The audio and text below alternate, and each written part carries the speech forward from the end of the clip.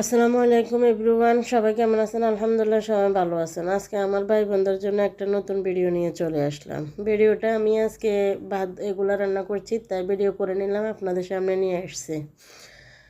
তো দেখুন, এখানে আমি আজকে বিনি চাল রান্না করতেছি। এখন এখানে একটা পাতিল বসাই দিয়েছি চুলার উপরে। এখান দিয়ে চালগুলো পরিষ্কার করে নিলাম, পরিষ্কার করে পানি ঝরার জন্য রেখে দিয়েছি। এখন আমি চালগুলো পাতিলে ঢেলে দিতেছি।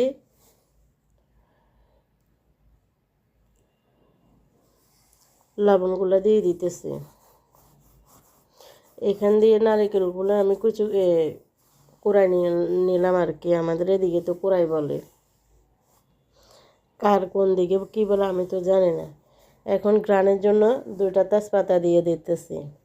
আমি কিন্তু আজকে বিনি চাউল রান্না করতেছি চিনি আর নারকেল দিয়ে।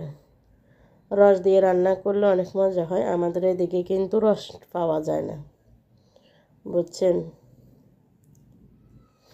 এখন আমি এখানে ফুটন্ত গরম পানি দিয়ে দিছি। দেখুন ভাতে বলক চলে আসছে।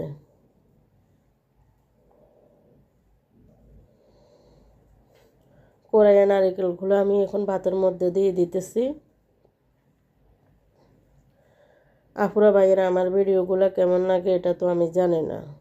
নতুন ভিডিও মেক করতেছি, তাই কিছু বুঝতেছি না। আর আমার বয়সটা কেমন হয় আমি তাও জানি না। এখন এখান দিয়ে প্রায় রান্না হওয়ার কাছাকাছি হয়ে গেল। দেখুন, এখন অনেকক্ষণ নেড়ে নিলাম, না হলে নিচে বাজে যাবে। এখান দিয়ে দেখুন চিনিগুলো দিয়ে দিছি।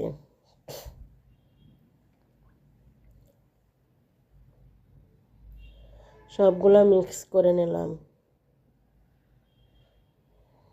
আমার কাছে এই ভাতগুলো খাইতে বেশ মজা লাগে।